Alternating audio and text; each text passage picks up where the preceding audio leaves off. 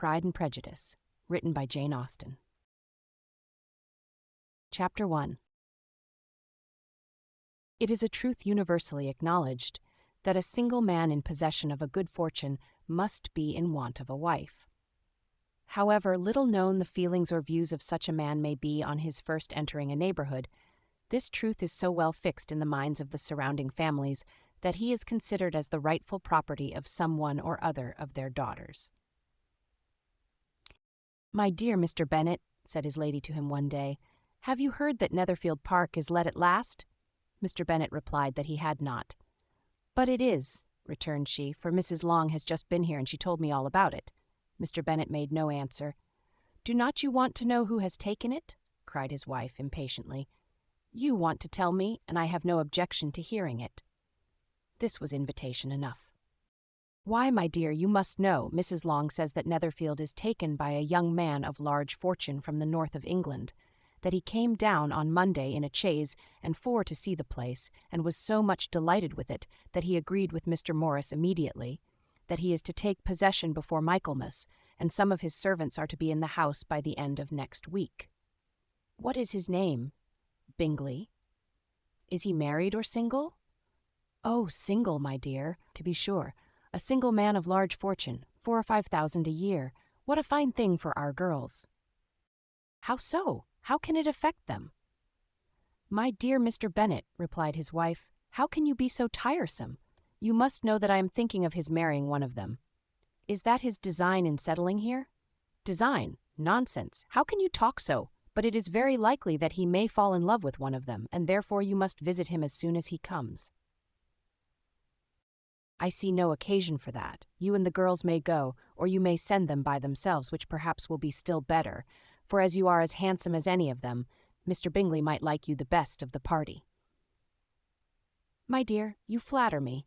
I certainly have had my share of beauty, but I do not pretend to be anything extraordinary now. When a woman has 5 grown-up daughters, she ought to give over thinking of her own beauty. In such cases, a woman has not often much beauty to think of."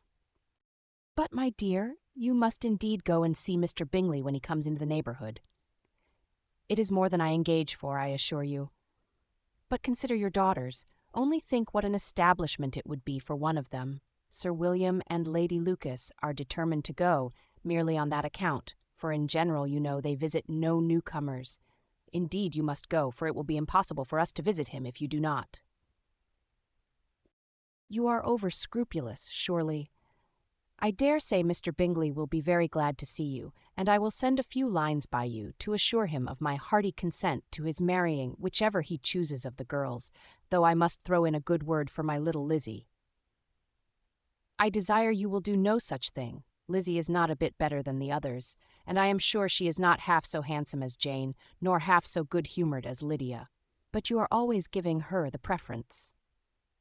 "They have none of them much to recommend them," replied he. "They are all silly and ignorant like other girls, but Lizzie has something more of quickness than her sisters."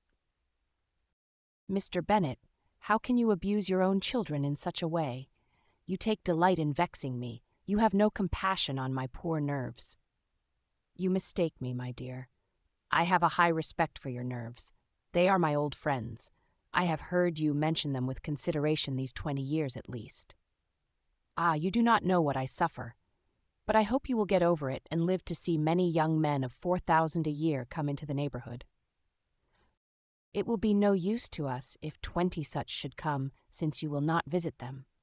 Depend upon it, my dear, that when there are 20, I will visit them all."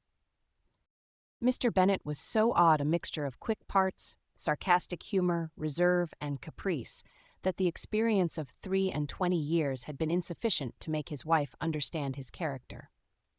Her mind was less difficult to develop. She was a woman of mean understanding, little information, and uncertain temper. When she was discontented, she fancied herself nervous. The business of her life was to get her daughters married. Its solace was visiting and news.